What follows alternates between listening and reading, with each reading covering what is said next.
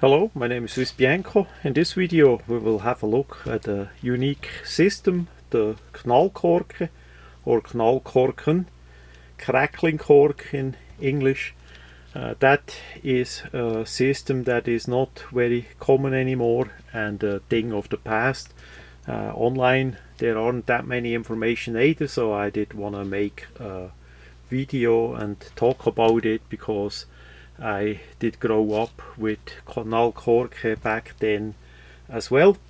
So what is a knallkorke? A knallkorke is basically a piece of cork, or in this case later on styrofoam. The top is 11 millimeter. It's slightly conical. The bottom is a 16 millimeter and it's 15 millimeter tall with a 7 millimeter hole. And in that hole is a cup made out of cardboard, and in that is a drop of red phosphor with helium mix. So that is really easy to set off by pressure, by fire, sticking it with a needle. That goes relatively easy off there.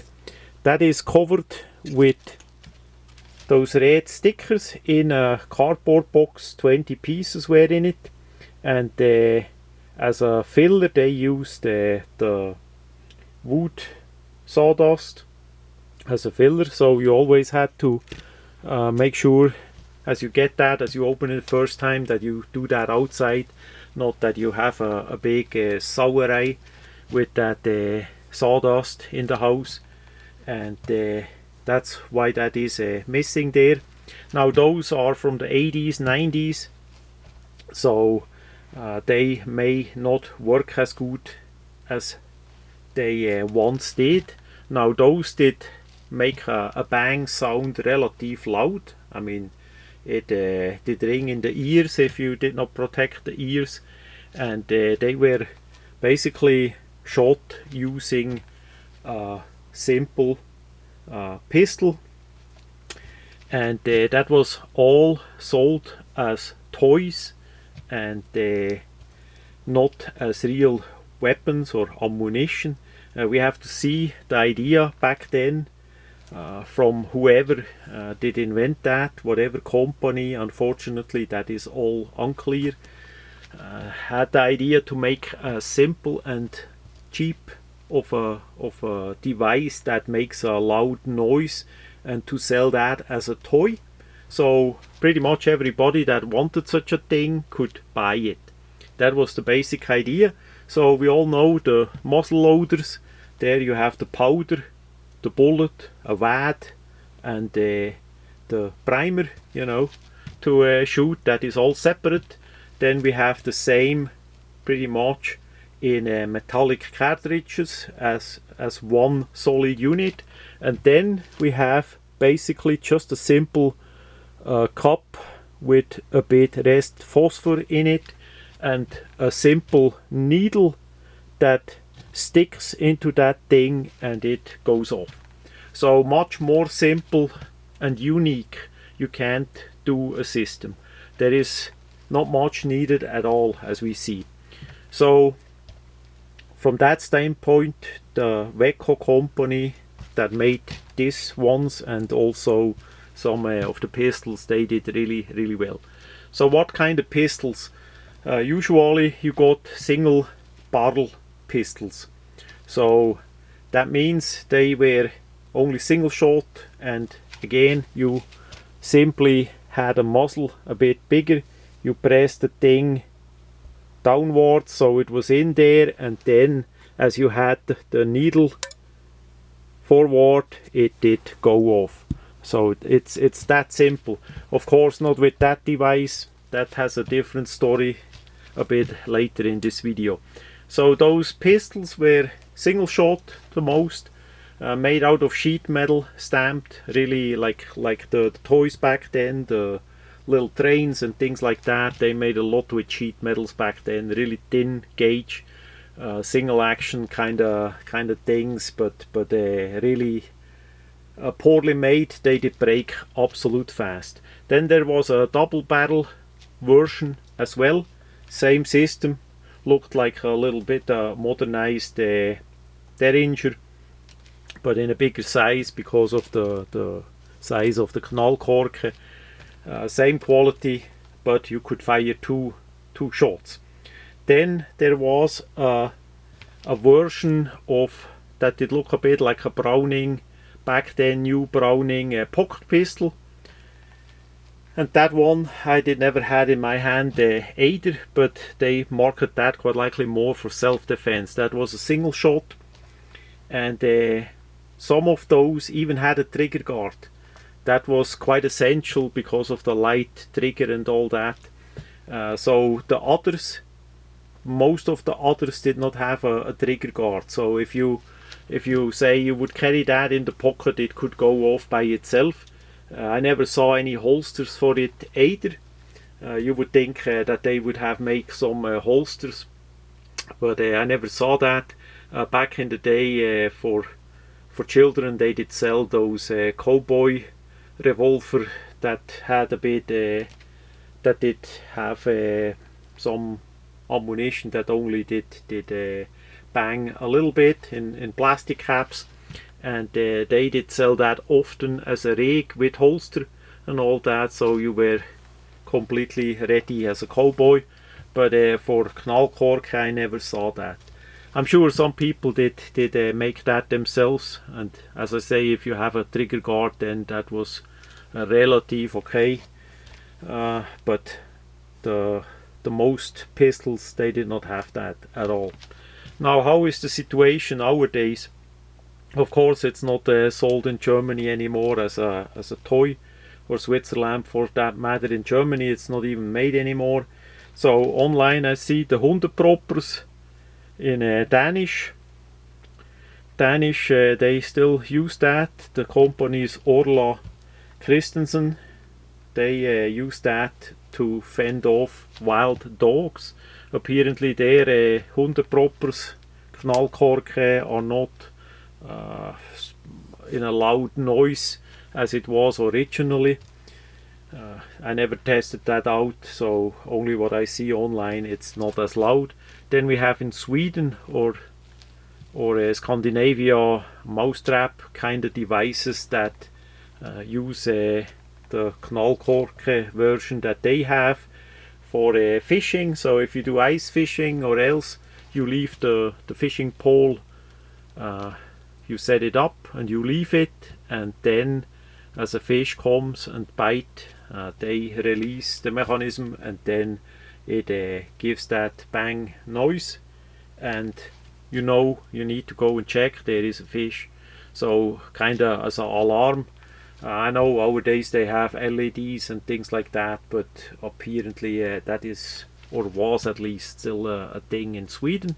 So if you are from Sweden or Norway, Finland, if you use that thing or you ever saw it, please post it in the comments if that is still common, and what kind of company sell the knallkorke ammunition there.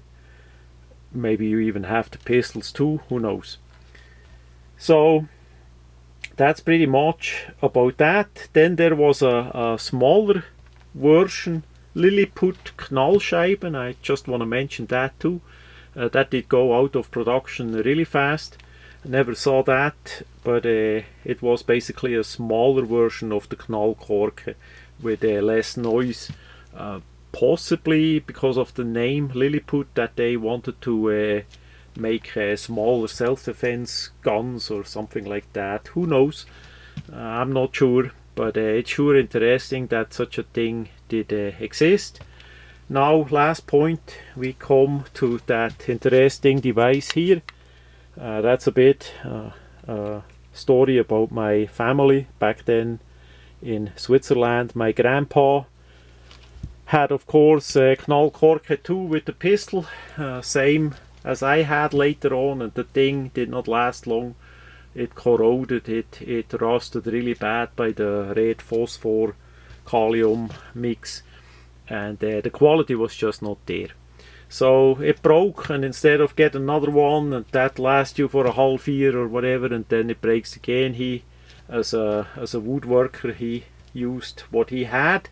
he used 2 pieces of wood and a needle from grandma to pop it off, to have the action, you know, and that shows how simple it is. Now this is not his device, that is a device that I made later on. So basically it starts with a broom handle, 2 section. We have the front section with the hole completely through for the needle. Then we have a bigger hole partly through where the knallkorke goes in, so you put that over it and all the way in, straight of course, just a bit more that the thing is flush. And then you have the second piece. He had it without the spring, but I added the spring. So second piece with the needle and glue it in, and so basically as the item is in, you press on the back side like that, and then the needle comes through on the front and the knallkorke explodes. So that simple it is. I added the spring in it to have it a bit more safe, as it is completely, you see the needle is inside because of the spring, so it has more force of course to let it go instead of without the spring. My granddad had it without the spring. He taped the needle to the front part, and then as he wanted to use it, he simply put it in and then fired it like that. So you see, it's basically in my family we always had difficulties, and we made the most of what was available, what we could to get by. And such a device, even if you shoot it regularly, that lasts you really a long time compared to the metal ones that simply did break apart. Now for what did he use the knallkorke back then? Basically he had a tree with fruits on it, and of course he put a netting over it. That was the common back then, but still some birds did come and want to eat the fruit, so from time to time he did go behind the house towards the tree and let go one of those, and then they fly off and are scared off. So that was one purpose. Then also he had wild dogs from neighbors, or where the heck they came from, I can't remember, but I remember as we were there eating, and then the dog did sneak around, and he did stop and did go grab his device and walk towards the dog and let go a loud bang.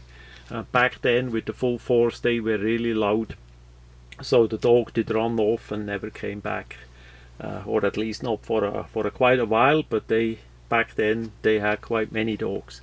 So that was his use for it.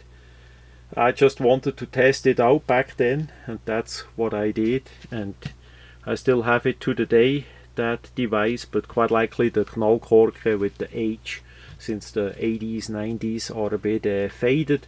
Once the weather gets a bit warmer, we're gonna test it out in a second video. I'm gonna let go 1 or 2 or 3 of those old items. But for me it was important to keep the history up about the crackling cork. Did you ever see that in USA or anywhere else for that matter? How was it back then? So please post in the comments. Unfortunately online is not too much about it.